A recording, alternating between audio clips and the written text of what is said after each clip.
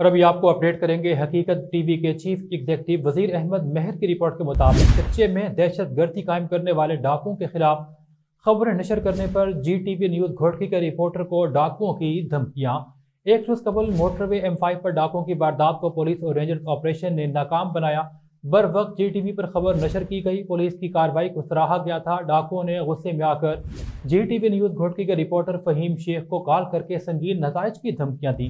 धमकी देने वाले डाकू ने अपना नाम हमल शर बताया। डाकू ने कहा कि सहाफ़ी फहीम शेख और उसके बच्चों को जान से मार देंगे। SSP घोटकी से मुतालबा करते हैं कि डाकुओं से तहफ़्फ़ुज़ फराहम किया जाए ताकि सहाफ़ती फ़राइज़ ईमानदारी से सर अंजाम देते रहें। मोहम्मद फहीम का मुतालबा।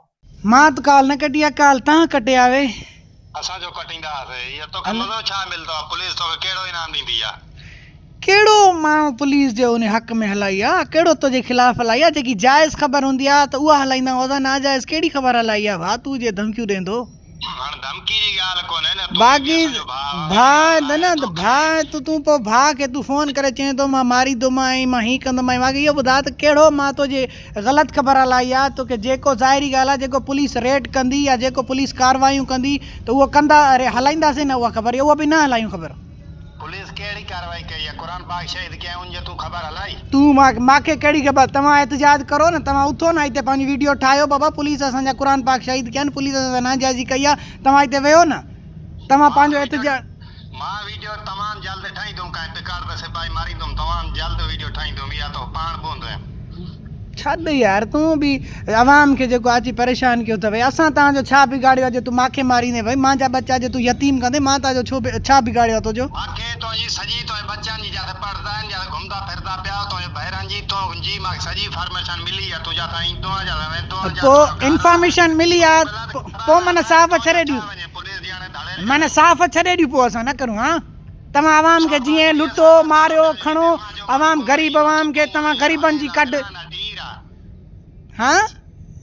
असांजा जो माण्हू मरदा पिया धाड़े लेन माना इहो तूं ॿुधा मां छो चवां धाड़े लेन ज़ाहिरी ॻाल्हि आहे जेके ॾुआरी हूंदा त ॾुआरी असल ॾुआरी हूंदा न जे तूं न आहे ॾुआरी त भाउ तूं पेश थी SSP वटि अची करे तूं चओ मां ॾुआरी न आहियां अॻे घणा जी मूंखे वरी छॾींदो SSP घणा पहिला मारे छॾिया बसि यार छा हाणे तोखे सम्झाईं तूं कुझु सोच न बाक़ी हाणे जेको तूं इहा ग़लति ख़बर हलाईंदो पिया जो नतीजो तो तमामु जल्द मिलंदो अची ख़ैर आहे यार मुंहिंजी जाते जेकी राति क़बर में आहे न उहा ॿाहिरि न हूंदी तूं मूंखे जेको आहे न बख़्श न कजांइ मूंखे मारे वञजांइ अलाह मालिक बाबा अलाह मालिक आहे ज़िंदगी मौत रब जे हथ में आहे तुंहिंजे हथ में कुझु कान्हे ठीकु आहे बाक़ी मूंखे तूं मारे वञजाईंदा तोखे मोकल आहे